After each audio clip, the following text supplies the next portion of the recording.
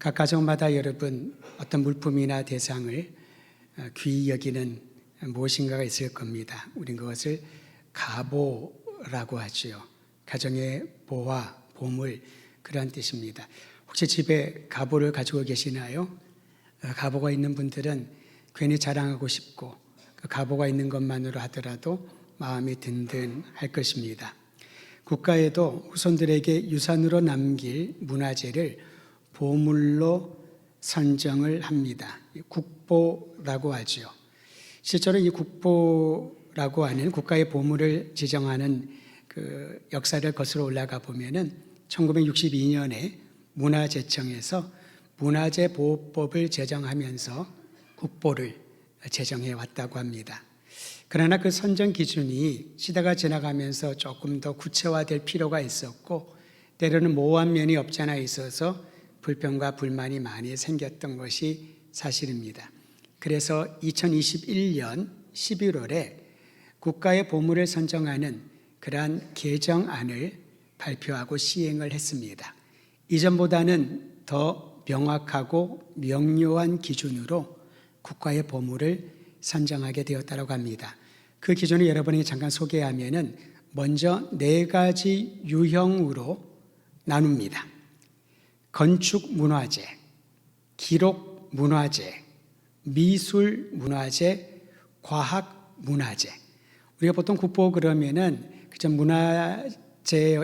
문화재라는 이름 때문에 예술적인 면만 생각할 수 있겠습니다만은 건축과 기록과 미술뿐만 아니라 과학 문화재라는 4가지 유형으로 나누어서 선정을 하게 되었습니다. 그런데 이 4가지 유형의 분류를 가지고 어떻게 결정을 하냐면은 역사적인 가치가 있는가, 예술적인 가치가 있는가, 학술적인 가치가 있는가, 이 3가지 잣들을 가지고 하나 이상에 해당하면은 국가의 보물로 선정하기로 했답니다. 예술적인가, 역사적인가, 학술적으로도 가치가 있는가. 그러니까 여러분, 보물이라고 하는 것은 가치가 있어야 그것을 보물이라고 할 수 있다라는 거죠. 간혹 여러분 핸드폰에 보면은 상대방의 별명이라든가 이름을 거기에 기록하지 않습니까? 어떤 분들은 전화 오는 거를 보려고 본 게 아니라 쓱 봤더니 글씨를 크게 써가지고요. 이렇게 해서 놔두거든요. 왼수. 왼수가 누군지 모르겠습니다만은 그렇게 쓴 분도 있고요. 10명이면 한두 명꼴로 내 보물 그렇게 쓴 분들을 본 적이 있습니다. 아마도 가족 중에 누군가가 자기의 인생의 누군가를 보물처럼 가치 있는 존재라고 여기면 보물이란 단어를 거기에 새겨놓는 게 아닐까 싶습니다. 그리스도인에게도 하나님이 허락하신 최고의 선물, 보물이 있습니다. 여러분, 그리스도인이 된 이후에 우리에게 주어진 보물은 무엇일까요? 성경은 우리에게 주어진 인생 최고의 보물이 하나님의 자녀요 천국 백성이라는 신분의 변화라고 가르쳐주고 있습니다. 하나님의 자녀가 되었다. 천국 백성이 되었다. 여러분, 이것은 우리가 애쓰고 노력해서 자격시험을 봐가지고 따는 거 아니잖아요. 외국에 가서 오랫동안 살려면 비자를 받아야 됩니다. 이 비자는 거류할 허가증 아니겠습니까? 아무리 내가 능력이 탁월하다 하더라도 거류증을 받지 않으면 그 나라에 정한 기간이 지나면 나가야만 됩니다. 하물며 하나님 나라 천국 백성이 된다는 것, 하나님의 자녀가 된다는 것은 우리 편에서는 한 것이 하나도 없는데 어떤 기준이나 자격에 그 정도의 가치가 없는데도 불구하고 하나님이 여러분과 저를 아들과 딸로 하나님의 자녀로 천국의 백성이라고 하는 신분을 주셨다는 거죠. 이것이 정말 최고의 가치, 최고의 보물 아니겠습니까? 천국은요, 이처럼 우리에게 주신 귀한 보물임에도 불구하고 의외로 우리는 살면서 천국을 자주 생각하지 않습니다. 누군가가 이 땅을 떠나면 그때 천국에 대한 생각들이 찾아오긴 합니다만은 천국에 대한 생각 그렇게 자주 하지 않습니다. 하나님의 보물로 우리에게 천국을 주셨는데 천국의 소망과 천국 백성이란 신분을 주셨는데 왜 그 천국이 우리의 현실적인 삶과는 멀어 보일까요? 어쩌면은 천국은 죽으면 가는 나라, 지금은 아닌 조금 다른 차원의 나라로 여겨서 그런지 모르겠습니다. 그런데 예수님은 공적인 사역을 시작을 하시면서 이렇게 선포하셨습니다. 회개하라. 천국이 가까이 왔다. 즉 우리에게 막연하게 여겨졌던 천국이 예수님이 이 땅에 오심으로 예수님이 구원의 사역을 행하시면서 이제는 현재화되었던 것이지요. 우리의 현재의 삶으로 스며들어오는 것이 천국 백성이라고 하는 보물인 줄 믿으시기를 바랍니다. 예수님이 말씀하신 이 천국은요, 막연하지 않습니다. 우리 현세의 삶에 스며들어오는 것입니다.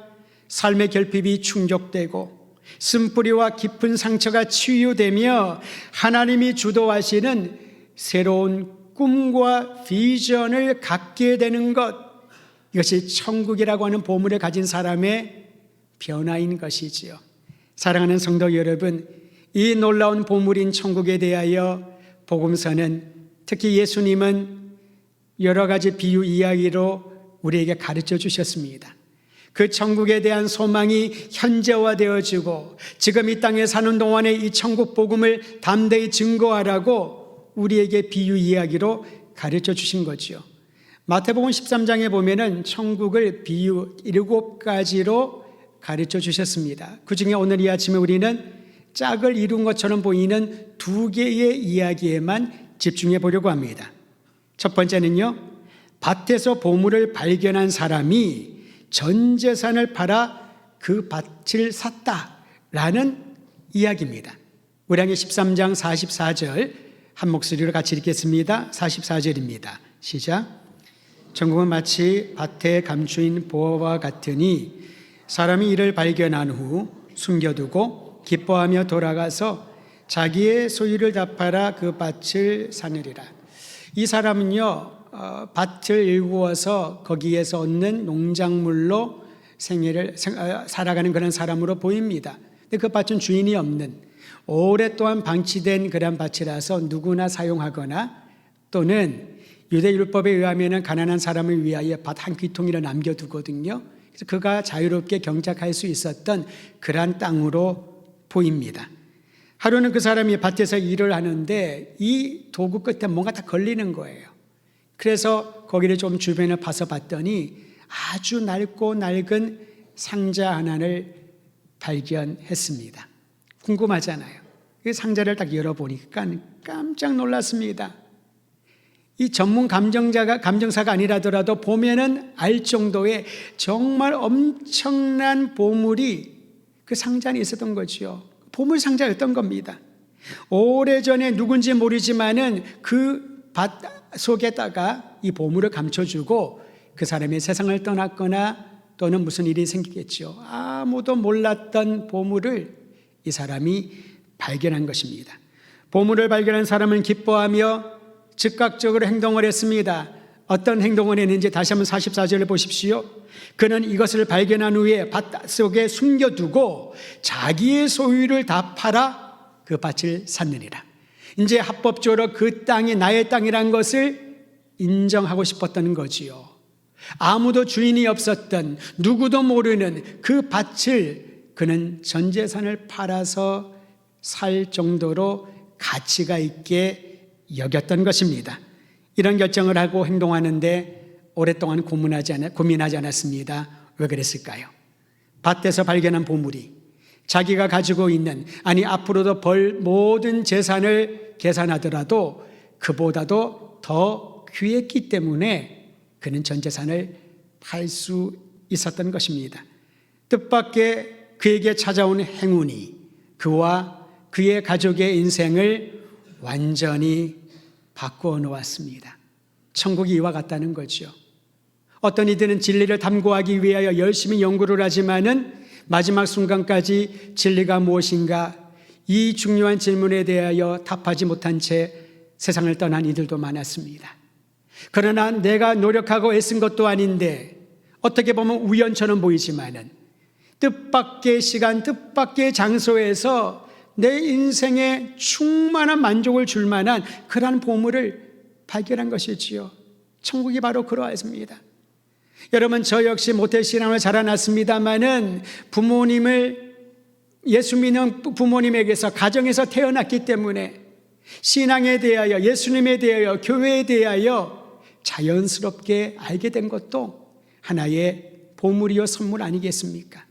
또는 내 자신이 처음으로 예수님을 막 만나고 영접한 이후에 가정의 첫 열매가 되었다.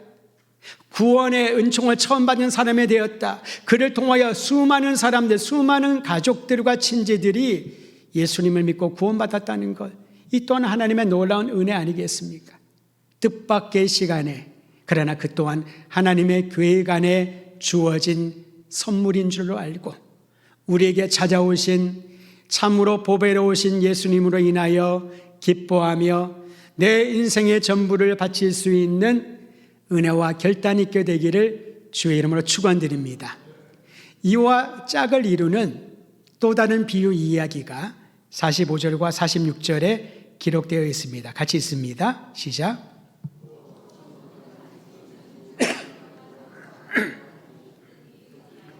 진주 하나를 발견하며 가서 자기의 소유를 다 팔아 그 진주를 사느니라. 아멘. 밭에 숨겨진 보물을 뜻밖의 발견한 사람과 달리 한 상인이 진주 상인이었던 것 같습니다. 좋은 진주를 찾으려고 애를 썼다라고 합니다. 사실 상인이 좋은 상품을 잘 마련하여서 좋은 값에 손님에게 팔아 수익을 얻는 것, 이것은 장사하는 분들의 당연한 이치 아니겠습니까?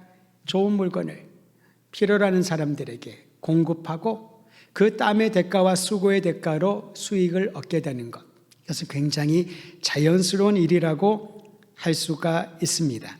그런데 이 사람이요, 진주 장사했던 것 같은데 최상품의 진주를 찾기 위해서 이리저리 다니다가 지금까지 자기가 보지 못했던, 듣지도 못했던 최고 상태의 진주를 발견합니다.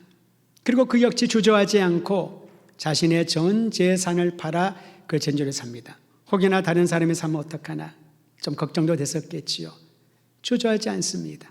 모든 것들을 팔아 최고의 진주를 샀는데 너무나도 기쁘고 행복했다라고 말합니다. 그 이상의 가치가 있었기 때문이지요.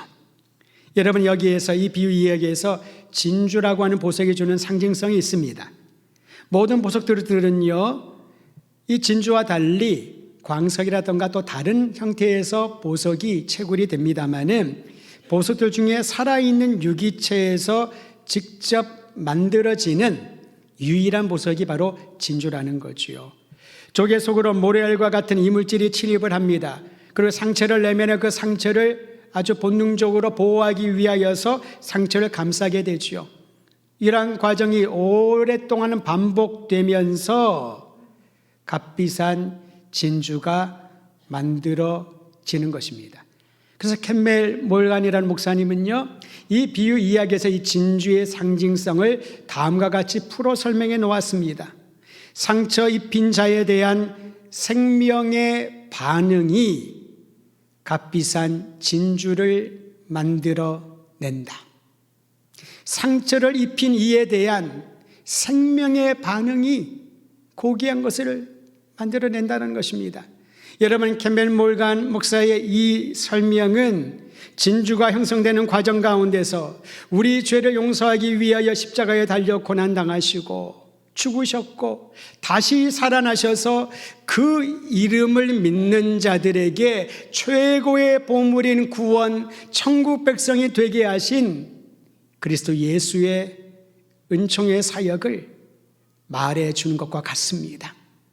고난을 받았는데, 버림을 받았는데, 고통을 당했는데 그 상처 입힌 자에게 더 강력한 물리적인 힘으로 보복하지 않고 오히려 사랑으로 용서하고 하나님의 구원에 이르게 하기 위하여 당신 자신의 생명을 내어주신 그 놀라운 사랑이 최고의 보물, 영원한 생명을 허락하여 주신 거란 거죠.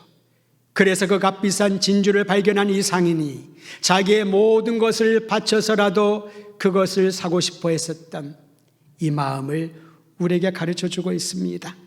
사랑하는 성도 여러분, 측량할 수 없는 대가를 지불하신 그리스도 예수의 은혜로 우리의 손에 쥐어진 이 보물을 감사하며 날마다 주님 한 분만을 찬양하며 살아가기를 간절히 소망합니다. 그러므로 지금 우리에게 있어야 하는 것은 우리를 위하여 위대한 일을 행하신 그리스도 예수를 향한 열망입니다. 값으로 매길 수 없을 정도의 귀한 진주를 찾는 것처럼 우리가 구원받은 백성이라면, 하나님의 자녀라면은 우리 주 예수 그리스도를 향한 뜨거운 열망을 날마다 솟아오르게 해야 할 것입니다. 이러한 열망을 다른 말로 말하면은 믿음이라고 말할 수 있습니다. 믿음은 하나님과의 인격적인 관계를 말합니다. 믿음과 신념은 다릅니다. 신념은 할 수 있어, 잘 될 거야, 분명히 잘 될 거야 라고 하는 생각과 의지라면은 이 믿음조차 하나님이 주신 은혜의 선물이라는 거죠. 하나님의 돕지 않으면 어떻게 우리가 예수님을 구주로 인식할 수 있을까요?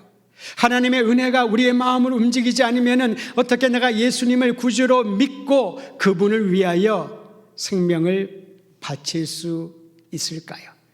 우리는 간혹 헌신이란 말을 쉽게 사용할 때가 있습니다. 헌신 예배를 드리잖아요. 헌신 예배는 뭡니까? 나는 죽었고 내 안에 살아계시는 분은 예수님입니다. 그게 헌신 예배, 헌신의 의미인 것이지요. 주님을 향한 신실한 믿음은 바로 이러한 헌신의 열매로 나가게 되는 것입니다. 저는 믿음이 있는 자에게 일어난 변화를 오늘 4가지 영역에 살펴보면서 우리 성도들에게 적용하게 되기를 바랍니다. 믿음은요, 첫 번째로 현재에 안주하지 않고 하나님이 이끄시는 새로운 지평을 향하여 나가게 합니다. 어떤 분들은 성향에 따라서 모험적인 것을 즐기는 분들이 있고요, 또 안정적인 성향을 가진 분들은 새로운 곳, 새로운 일, 새로운 사람 만나는 것을 무척 부담스러워 합니다. 각자의 성격의 유형에 따라 다를 수가 있습니다. 하지만 모험이 왜 우리에게 불안과 두려움을 줄까요? 예기치 못한 일들이 자꾸 생기니까요. 내가 알고 떠나면은 어느 정도 예측 가능한 범위 내에서 일어나는 일은 수습할 수 있지만 전혀 생각지 못한 일들이 생기면은 수습 불가능입니다. 그럼 당황하게 되고요, 굉장히 고통스러워하는 분들도 많이 있습니다. 저의 성향이 많이 바뀌는 것 같습니다. 예전에 제가 어느 여행을 가거나 어느 지역을 가면은 시간별로 짰습니다. 일단은 아침에부터 일어나서 마지막 밤에 잘 때까지 시간별로 짜야지만 마음이 편안하고 모든 교통수단, 식당, 식사 메뉴까지 정해야 굉장히 편안했습니다. 근데 어느 순간에 이것은 나의 성향이지만은 저와 함께 여행하는 가족들이나 사람들은 너무 힘들어 하더라고요. 일단은 조식을 먹어야 돼요. 6시에 일어나야 돼요.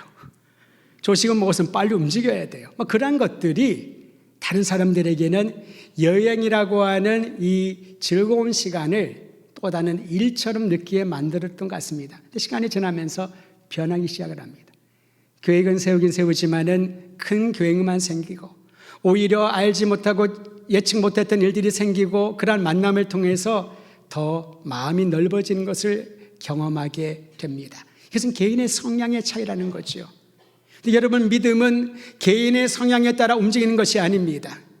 하나님이 이끄시는 일에 대한 신뢰하는 믿음이 있으면은 비록 생경스럽고 지금까지 단 한 번도 계획하고 생각하지 못한 일이라더라도 주님이 열어주실 새로운 영역에 대한 기대감이 생기게 됩니다. 이게 믿음을 가진 사람의 삶의 변화라는 것입니다. 하나님이 나와 함께 하시기 때문에 주님의 약속은 분명히 이루어질 것이라는 믿음을 가지고 나가는 이들에게는 어떠한 두려움을 주는 상황이라더라도 담담히 바라볼 수 있는 용기를 가지게 되는 것이지요. 성경에서 이와 같은 믿음의 여정을 걸었던 대표적인 인물이 있습니다. 아브라함입니다. 하나님이 아브라함에게 가야 할 땅을 지시하셨을 때 솔직히 막막했을 거예요. 얼마나 막막했을까요? 아버지 데라가 살아있을 때는 데라의 리더십 아래 갈대아 우르에서 하란까지 내려왔는데 하란에서 아버지가 돌아가셨습니다. 이제 모든 책임이 아브라함에게. 그런데 하나님이 아브라함에게 나타나서 본토 친척집을 떠나라. 우르로 돌아가지 말아라. 내가 너에게 지시할 땅으로 가라. 얼마나 막막했을까요? 그러나 아브라함은 그 말씀하시는 하나님을 믿었기 때문에, 그 다음에 중요합니다, 어디로 갈지 갈 바를 몰랐지만은 순종했다는 거죠. 이게 믿음이 생기기 시작한다는 증거인 겁니다. 어디로 갈 바를 정확하게 모르지만, 내가 무엇을 할지 계획을 세울지 없지만은 하나님이 말씀하셨기 때문에 나를 이끌어 가시는 주님의 뒤를 따라, 하나님이 내 손을 붙잡고 인도하시기 때문에 그 손의 이끌림을 받아서 나아가는 것이 바로 변화된 삶, 믿음이 심어지고 자라난다는 증거인 것입니다. 저는 우리 모든 성도들에게 오늘도 내일도 동일하게 살아 역사하시는 하나님이 이끄시는 대로 그 인도함을 따라 한 걸음 한 걸음 내딛기를 바랍니다. 주님이 예비하신 새로운 것들을 보게 될 것입니다. 이라는 의미에서 두 번째로 믿음은 하나님의 뜻을 분별하고 순종하는 영적인 눈을 열어줍니다. 여러분, 무엇을 보는가에 따라서 생각과 행동이 달라지지 않습니까?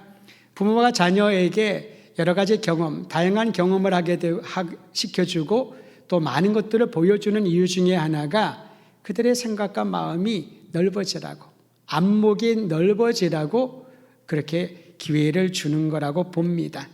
그런데 여러분, 이 안목이요 계속 넓어져야 되는데, 특히 영적인 시야가 넓혀져야 되는데 넓어지지 아니하고 자기 경험의 틀 안에 갇혀 있으면, 근시안적인 사고방식에만 갇혀 있으면은 어떤 반응이 나오냐면요, 그래서 매사에 부정적인 반응이 나옵니다.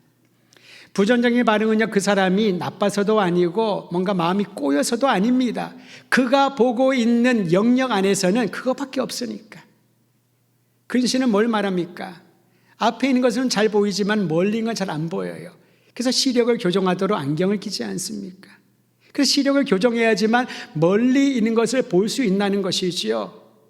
우리는 영적인 시야가 무척이나 좁을 수밖에 없습니다. 왜냐하면 사람은 내가 경험하고 알고 그리고 축적된 것 밖의 것은 상상을 하긴 하지만은 항상 자신이 없고 또 그 상상력도 사람에 따라 다 다릅니다. 반면에 믿음이 있는 이들은, 하나님과 인격적인 신뢰관계가 깊어지는 이들은 사람들이 보지 못하는 것을 봅니다. 우리가 이 찬송의 가사를 날마다 부르는 것처럼 내 눈에는 아무 증거가 보이지 않지만은 믿음이 있으면 믿음으로 내가 전진하리이다. 성도 여러분, 오늘 우리에게 믿음 주신 하나님의 은혜에 감사하며 어제는 보지 못하는 것들을 오늘 보게 되고 오늘 보지 못한 것을 내일 미래에 보게 되는 영적인 시야가 날마다 넓혀지기를 우리 주의 이름으로 축원드립니다. 사울이 바울이 되면서 그런 경험을 하지 않았습니까? 바리새인 중에 바리새인이요, 율법에 정통한 사람이었고 미래의 차세대 지도자로 각광받았던 사울, 그가 왜 교회를 그렇게 박해했을까요? 그의 근시안적인 그의 경험의 범주 내에서는 예수가 그리스도라고 믿고 따르는 이들은 없어져야 될 그런 종양과 같다고 여겼기 때문에 그렇습니다. 그러나 그가 다메섹으로 가는 도중에 인격적으로 예수님을 만납니다. 그가 그렇게 핍박하던 그 예수가 하나님이 보내신 구원자요, 유일한 메시아라는 사실을 그는 경험을 하면서 그의 눈을 가리웠던 비늘이 떨어지고 예수님을 그리스도라고 증거하고 하나님이 보여주시는 열방을 향한 복음을 증거해야 되겠다는 시야가 열리게 되는 것이지요. 저는 우리 모든 성도들의 눈이 열려 하나님이 행하시는 일을 보고 예수의 그리스도이심을 담대히 증거하는 믿음의 사람들이 되기를 간절히 소망합니다. 세 번째로 믿음은 경직된 삶을 유연하게 만들어줍니다. 건강을 위해 운동이 필요하다고 다 알고 있습니다. 그런데 중요한 것은 나이에 걸맞은 운동을 해야 된다는 것이지요. 옛날 생각을 하고 무리한 운동을 하면은 크게 다칠 수가 있습니다. 고등학교 시절이라고 기억합니다. 그때 체육 시간에 체력 과목 중에서요, 남자들은 평행봉 시험이 있었습니다. 평행봉을 해본 적이 있어야죠. 선생님이 딱 올라가서 시범을 보여주는데 멋지더라고요. 평행봉을 하는데 한 사람씩 하래요. 올라가는 것도 힘들고요, 올라가서 이 몸무게를 지탱하는 게 너무 어려웠습니다. 그런데 한 달 뒤에 시험을 볼 테니 그걸로 점수를 낸다는 거예요. 근데 한 번도 올라가지 못했던 연습을 했습니다. 친구들과 함께. 근데 연습을 했더니 이게 되는 거예요. 그래서 제가 시험 때 20개를 해서 만점을 받았다는 거 아니에요. 20개 하기 쉽지 않습니다. 놀라시잖아요. 안 믿겨워져서. 실제였는데. 그걸 하면서도요, 이 어깨도 굉장히 넓어지는 것 같고, 근육이 여기가 막 나오고 해서, 역시 남자의 운동은 평행봉이야. 그러면서 했던 기억이 있는데요. 그 뒤로는 대학교에 가서 한 번 한 건 말고는 지금까지 한 적이 없습니다. 그때를 연상을 해서 평행봉 하려고 올라갔다가 팔이 부러질지도 모를 거예요. 몸이 경직돼 버렸습니다. 근육도 약해졌습니다. 유연성이 떨어집니다. 그래서 많은 분들이 나이에 걸맞은 운동을 해야 되는데 가장 좋고 안전한 것이 스트레칭 하는 거라고, 이 근육을 이완시키는 거. 그게 별거 아닌 것처럼 보이지만 제대로 하면은 30분만 하더라도 매일같이 하면은 효과를 본다라는 겁니다. 근데 성도 여러분, 이 스트레칭 운동의 핵심은 뭘까요? 매일 해야 된다는 거죠. 꾸준히 해서 자신의 몸이 이전보다 더 부드러워질 수 있도록, 10대처럼 되지 못하더라도 지금의 나이보다는 더 부드러워져서 어떠한 일에 대하여 아주 자연스럽게 반응할 수 있는 몸을 만들어야 된다는 것입니다. 믿음이 바로 그와 같습니다. 믿음이 있다는 것은 사고와 행동에 유연함이 있다는 거지요. 성경이 이렇게 말합니다. 믿음은 들음에서 나고 들음은 그리스도의 말씀으로부터 나온다고. 그리스도의 말씀, 즉 하나님의 말씀인 성경을 우리가 매일매일 묵상하고 읽고 삶에 적용을 하면서 우리의 믿음의 유연성을 키워야 된다는 것입니다. 마음의 유연성을 키워야 됩니다. 행동의 유연성을 키워야 됩니다. 자기의 고집을 내려놓고 하나님의 뜻을 듣고 그 뜻에 순종하는 전인격적인 유연성을 키워가는 동력이 믿음이라는 거죠. 내가 이 나이에 뭘 한번 될까? 믿음이 없는 겁니다. 믿음은 무엇을 말합니까? 이전과 같은 그 모습으로 회귀하지 못하지만 그와는 전혀 다른 새로운 것으로 나아가게 된다. 이것이 바로 믿음인 것이지요. 여기서 우리는 네 번째, 믿음을 가진 사람의 변화된 삶을 살펴보게 됩니다. 한번 따라하시죠. 믿음은 전생애를 통해 끊임없이 자라난다. 믿음은 우리를 끊임없이 자라나게 한다는 것입니다. 몸이, 키가 자라는 것은 아닙니다. 그러나 우리의 삶을 더 성숙한 성품으로 자라나게 한다는 겁니다. 나이가 들수록 몸의 기능은 약해집니다. 자신감도 떨어지고 할 수 있는 일도 제한됩니다. 아무도 거부할 수 없는 순리이지요. 제가 우리 교회 부임하기 전에 전 교회에서 청년들을 담당을 하면서 이 아이들 데리고 평창에 아우리치를 간 적이 있습니다. 평창에 교회를 섬기고 그 아이들 성경학교 해주다가 거기서 우리 청년들끼리, 우리 마지막 시간은 우리끼리 운동회 한번 해보자. 운동의 꽃은 무엇입니까? 400m 계주. 제가 고3 때 400m 계주 선수였거든요. 그래서 애들한테 너희 목사가 얼마나 대단히 보여줘야지 조금 이렇게 과용했던 것 같아요. 그래서 1번으로 뛰어도 되는데 굳이 제가 4번 마지막 주자가 되겠다고 고집을 해서 두 팀으로 나눠서 청년들이 달리기를 했습니다. 우리 팀이 잘 달렸습니다.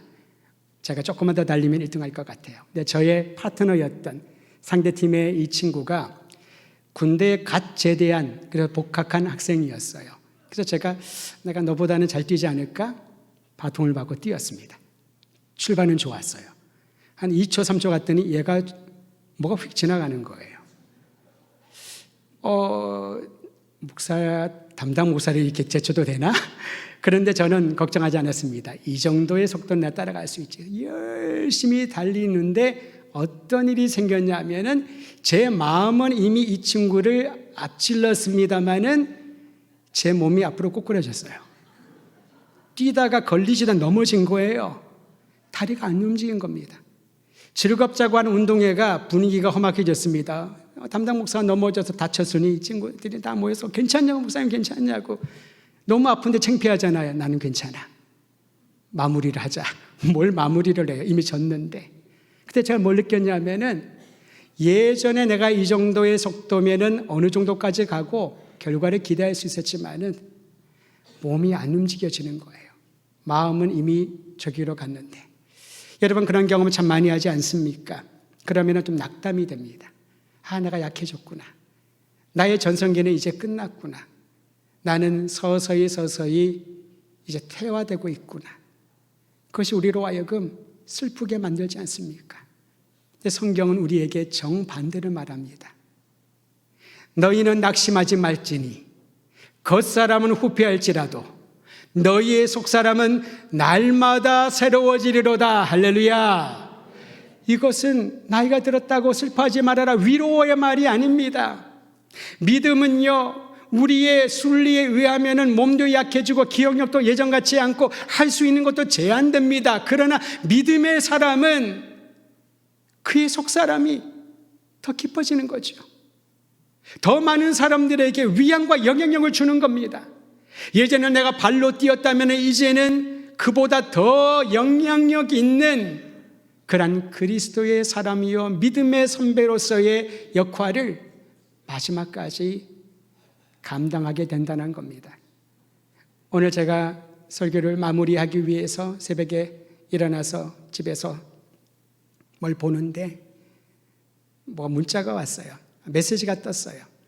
그랬더니 SNS에 페북에 저는 눈팅만 하는데요, 홍콩에 제가 있었을 때 양육했던 한 분에 대한 소식이었습니다. 이분을 제가 1년 반 전에 홍콩 갔을 때 만났었거든요. 그때 얘기하더라고요. 파스터리, 제가 폐암에 걸려서 지금 말기랍니다. 위해서 기도해 주세요. 저 충격받았거든요. 그때마다 어떤 소식이 있을까 그의 SNS를 제가 계속 교류하면서 보는데 어제 새벽에 하나님의 부름을 받은 거예요. 세상을 떠났어요. 그러면서 그가 썼던 그 내용들 제가 봤던 기억이 납니다.